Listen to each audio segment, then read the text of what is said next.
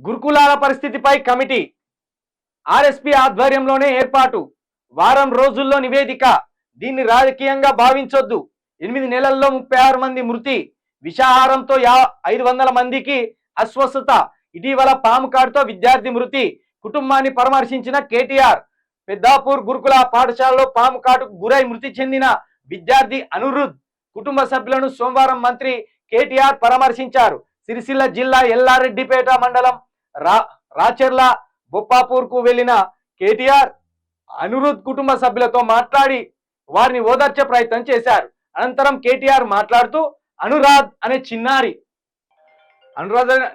మరణం తన తల్లిదండ్రులతో పాటు ప్రతి ఒక్కరిని తీవ్రంగా బాధిస్తుందని ఆవేదన వ్యక్తం చేశారు.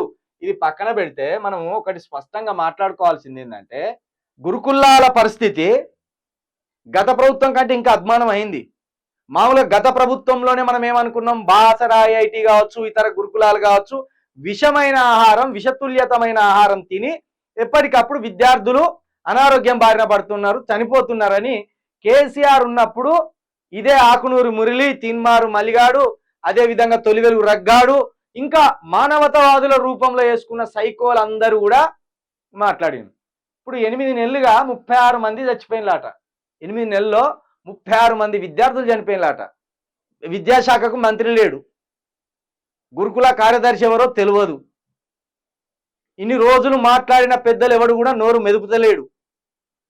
నిజంగా ఇప్పుడు మీరు మానవతావాదులైతే మీకు ఏమాత్రం చిత్తశుద్ధి ఉన్నా గురుకులాల మీద కావచ్చు, ప్రభుత్వ విద్య మీద కావచ్చు, ఏమాత్రం ఈ తీన్మార్ మల్లిక్ గానికి కావచ్చు, రగ్గానికి కావచ్చు, లేకపోతే ఈ ఆకునూరు మురళికి కావచ్చు, లేకపోతే కోదండ రామరెడ్డికి కావచ్చు, లేకపోతే ఆడేవాడు ఆ బల్మూరి వెంకట్ కావచ్చు, వీళ్ళందరూ మీరే కదా ఒర్రింది. గురుకులాలు నాశనమైనవి, విద్యా వ్యవస్థ నాశనమైంది, వైద్య వ్యవస్థ నాశనమైందని. మీకు ఏమాత్రం చిత్తశుద్ధి ఉన్నా ఒకసారి ఆ గురుకులాలకు పోయి గతంలో కంటే ఏమైనా మెరుగైందా, గతంలో కంటే సౌకర్యాలు పెరిగినాయా, విద్యా వ్యవస్థకు సంబంధించి బోధనకు సంబంధించి ఏమన్నా మెరుగుపడ్డదా అని మీరు తెలుసుకోవాలి.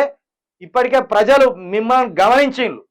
ఆకునూరి మురళి అనేటోడు పత్తకలేడు, తీన్మార్ మల్లిగా అనేటోడు పత్తకలేడు, కోదండ రామరెడ్డి పత్తకలేడు, ఎక్కడోడు అక్కడ దుప్పట్లు కప్పుకొని చలి జ్వరం వచ్చినట్టు అనుకున్నారు. కాబట్టి దొంగల గురించి తెలిసింది. అయితే గతంలో కేసీఆర్ ప్రభుత్వంలో కూడా ఇట్లనే ఉండే వీటి దుస్థితి, వాటికి మించి ఇప్పుడు ఇంకా ఎక్కువ అయిపోయింది. ఇది అర్థం చేసుకోవాలి.